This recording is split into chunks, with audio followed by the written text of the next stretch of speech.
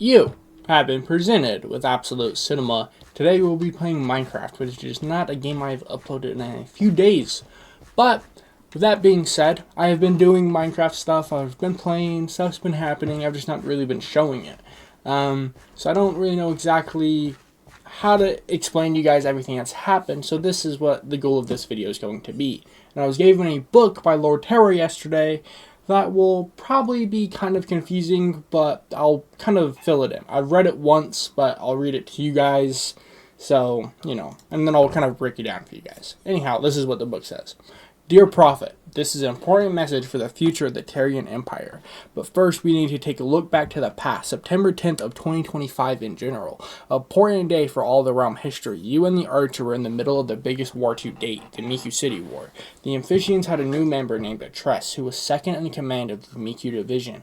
He and a fellow Amphibian, Night Witch, had arrived on a ship named AES, Atress. The ship had one goal. That was to push you and the Archer off of Miku Islands, the ones you had only claimed days prior. You made a rash decision and boarded the boat with full intent of taking both their lives.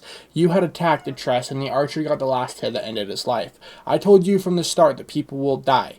Terrians, Amphibians, and any in between will have casualties. However, it is the Terrian way to see the bright side of the darkest moments. If Atress hadn't been slain in the way he was, Miku City would have never been ours, meaning Peace Feast would have never happened. The Netherites wouldn't have shown the realm how powerful food really is. So much has happened from the Terrians gaining Miku City. The same thing you were feeling guilty of is the reason the realm has been progressing in the way it has. I understand why you killed the man, the Archer does, the Terrian people do.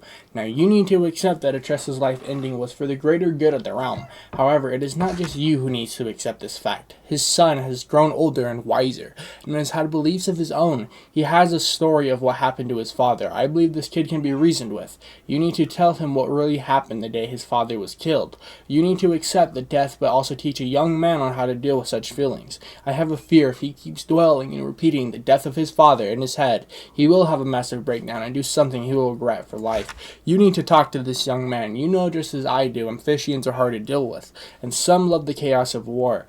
Keep your eyes on Amphibians as much as possible. I have a feeling whether you talk to him or not, the Terrians and Amphibians will have a war. We will not run from one. We will win this next war. Once we do, the rest of the command members will likely be deceased. I hope the rest of the Amphibians will see we only told the story of the Terrian truth. So, longer book. His books have been getting longer. I've gotten a few of Lord Terror's books that I've not really shown to you guys. There's no reason I haven't shown them to you guys. They're just long books that I just figured would be kind of boring if I just sat here and read all of it. But this is a more important book for this episode. It probably was a bit confusing, so I'll break it down a bit more. As he says on the first page, he says, let's take a look back to the past, September 10th of 2025 in general. An important day for all the realm history. This was a day in the Miku City War, and a very important day. That was the day that I had slain out an Amphibian member named Atress. I will now show you the clip of me killing him / the Archer killing him, however you want to define it. I don't quite know where we stand. I don't know if it's quite murder on sight or what. Bro, I fucking came for your island. I'm pretty sure we're at pretty shit terms, Yeah. Dude, There. they're both in full fucking diamond with a trident. I'm kind of nervous. Behind them. They came up. So yeah, they know we're here. I could kill him so easy right now. I'm behind them, dude. I think they're typing for sure now. I saw your name just a sec. Oh, yeah. Last chance to leave Miku Islands. We're firing, Porter. Oh! Hit him midair. Your riptide shit ain't gonna work, bro. Porter, I'm getting damaged. I can't really do much. Okay. No, I was shooting at you. I believe in you, dude. They probably have projectile protection, honestly. Yeah, Maybe not. Got one, got him. But it was basically we killed them together, I guess is how you could put it. Yeah. Anyhow, now that you guys have seen that little clip, and hopefully that kind of shows you a little bit, like, I slayed out Atress, slayed out some Amphibian. That man had a son, and his son has now grown older and wiser, as Lord Terror had said, and he is in charge of the Amphibians, the way that I understand it. The Amphibians have had a whole lot of stuff going on this last little bit. If it comes to importance, then I'll explain it to you guys, but what you need to know as of now is Atress is a man I slayed on September 10th. He has a son named Atress, so I'll either just say Atress or Atress Jr., but usually when I'm talking about Atress being live, I am talking about his son. His son is currently in charge of the Amphissians, and he is hearing words of Amphissia. He is talking to Amphissia. So I guess you could call it he is the prophet of Amphissia. So I have Atress' son, who is the prophet, who hates me because I killed his father, which I guess to each their own makes sense. But I understand why I killed that man. Lord Terra has made it known that it was for the greater good of the realm. I do feel guilty of his death, but maybe Lord Terra is right, that it was for the greater good. So basically, the important message with this book is I have some man with daddy issues that is going to try to basically kill the Tarian Empire, probably at some point. This information I've known for a little bit of time, but I've kind of just been waiting to see how things play out with this newfound prophet. And, well, he's not really done much. He's said some things, he's done some Amphissia shit. He's basically lurked around my areas. That's about it. That's all I really know about the Amphissia prophet, is he's Atress' son. He likes lurking around my areas, and he's not really done much. But that is kind of how it has been. There was a man that has been shown, I think, one time on this channel, and he was in the Peace Feast, the Peace Feast that Lord Terra talked about. If you don't know what the Peace Feast is, it was on Thanksgiving of last year. Me and the Netherite champion and a Amphissian all sat down and we all ate dinner together and we all talked, and it was a nice little day. And the Amphissian that I had spoke to was a high historian. He was a man basically just trying to get all sorts of history about the land, of the realm. And I don't have any issue with that. As months have went on, as years have went, I have grown a connection with the high historian, and I've started becoming friends with him. I would consider him a friend. He's the only Amphissian that I've ever invited into my home willingly. Lord Terra told me that he may be in danger, so I went and looked at his home. I went to his home, and an Amphissian was there harassing the historian, and she wanted to bring back the historian to Shroom Isle because the prophet demanded so. Because they want the historian to write Amphissian books, which I'm fine with. I have no issue with an historian writing history. Makes sense to me. So I just wanted to make sure he was safe.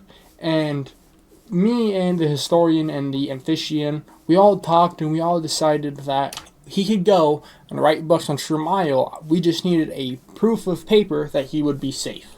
And the Amphissian left and said that she would write it up the next day. Later that night, she came and she took the high historian hostage, robbed him from his own home, and that can't fly by the Tarians. The Tarians are not going to allow that. So we are basically forming a plan on how to get the historian back. That's kind of our main plan, is we're going to get him back, and then, I don't know, whatever fucking happens from there happens. I'm assuming once we get the high historian back, the high prophet won't be very happy with me and probably will want my head on a stick.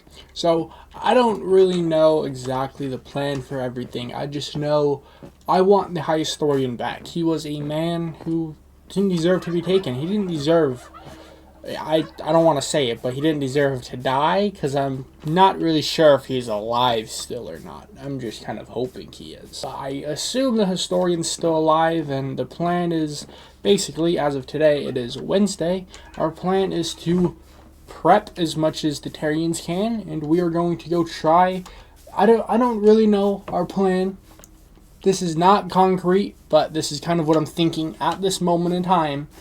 Maybe on Sunday, the Tarians will kind of storm Shroom Isle and demand the historian back. I'm not really sure how to go about this or not, but all I know is within the next few days, I want to get the high historian back, because he is not a man who deserves to die. Not on my watch. He is not dying. No. So I know this probably wasn't the most entertaining video in the world. It's not quite over yet, but it's going to be a lot of just me talking and explaining. But right now I'm going to go get my horse OJ, and then we're going to go kind of look at Cobble Coast. Because we've not looked at Cobble Coast in a month or so, a little over a month, because that was the last Realm video. It was the Terry and Prophet discovering Cobble Coast. I discovered it, and basically what we've been doing is we've been working on getting all the skulk cleared out of there. About 95% of the skulk is gone, and we have been just working on Cobble Coast. Lord Terra's blessed some new trees over there. Cobble Coast is looking nice and fancy, so that's what we're going to go do, is we're going to get on OJ and head over there. And here's Cobble Coast from the outside POV. It looks quite a bit different from the last time we had seen it, which it's kind of the goal. I wanted to make it a lot different. By the way, the pillage tower will be changed. It just hasn't been yet. I've just been basically just putting it off because I don't want to do it right now. But anyhow, as well as if you've ever been watching the Realm videos, you know that Lord Terra gave me a challenge quite some time ago. It was to do 3 books, or not 3 books, sorry, 3 Terra Towers, 3 Terra Tents, and 3 bridges, I believe is what the challenge was off the top of my head. I built one of the Terra Towers off of recording. I just did it because I'm stupid. But yeah, anyhow, there's a book up there. I'm not going to read it this episode. I think I've talked and spewed a bunch of lore already, so that book will be saved for a whole different video. It'll be shown at some point, don't worry, I hope. Oh god. Anyhow, this is Cobble Coast. This is not how it was the last time we've been here. There's lots of homes, there's a new fountain, and there's many new farms, actually. We have a wheat farm, and we have a lavender farm. I know that seems a little bit weird. I did not know you could eat lavender. I don't know if I'm just stupid for that, but I actually just learned that out on camera, even though I made this entire farm. I thought lavender was like smell good shit. What the hell? You can eat it? Anyhow, I basically planted it because I thought it would look pretty. And holy fuck, was I right. Homes. A lot more homes now within Cobble Coast. You know, Cobble Coast, that was one of the books Lord Terra gave me. He gave me like a 10-page book that I'll probably show to you guys at some point. I don't really want to show it off in this episode because I think I've already read enough. But anyhow, little summary of the book is he wants me to work on Cobble Coast. He wants me to build homes. He wants me to build farms. He wants me to change the land's Jesus Christ. He wants me to change the way the land perceives Cobble Coast. Why am I having such a stroke with this? But yeah, he wants Cobble Coast's public image to be heightened, basically. He doesn't want it to be negative with all the wars and shit.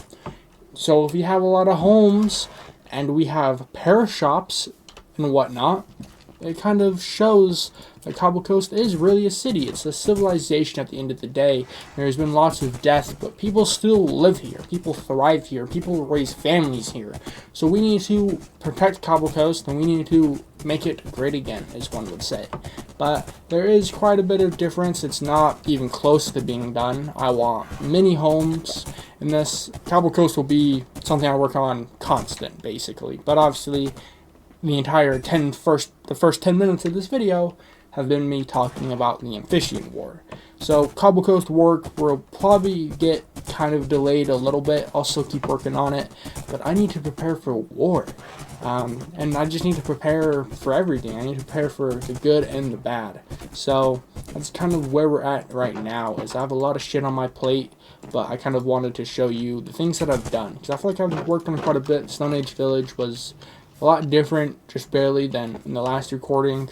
There's a lot of farms now at Stone Age Village. There's a turkey farm. I've been working on food a lot. That's, I guess, something I should say, is I had talked to the Netherite Champions, and we worked out a deal, and I can now supply his restaurant on my land. It's now my restaurant, basically. The Petrified Apple, I can stock it, and I've learned to be making food. That's why I've had so many new farms pop about. I've had turkey farms, I've had lavender farms, which I don't use for food, but I guess maybe I can. But that's besides the point. I just kind of wanted to show exactly what Cobble Coast and what Stone Age Village has been up to at a point like this. I know this was a really random video and probably not the most entertaining thing ever, but kind of just wanted to do a little quick video to kind of tell everyone that cares where we're at right now in the realm. If you're watching this in a few years or watching it when it first comes out, I don't know if you care about Cobble Coast. This is kind of where, or not Cobble Coast. If you care about the realm, this is kind of where we're at. We're going to be doing a war soon, if I had to guess, and this is what I've been doing, is Cobble Coast and food. So I know, kind of a strange video, more just an update video, but be expecting more realm content soon. I think I've said that in the last 3 or 4 realm videos, and then, you know, there's been a month in between each one. But with that being said, I will try to stay true to my word and keep more realm content going. I just need ideas, man. Tell me what you want to see in Minecraft, because this world is my oyster. I can do anything with it for the most part. But yeah, I want to do great things on this world, and I need ideas to do great things, is what I'm getting at. But I guess we'll end off with this cinematic view of this tree that I built, or I mean, Lord Terra grew. But yeah, anyhow, give me engagement and all that nonsense. Bye.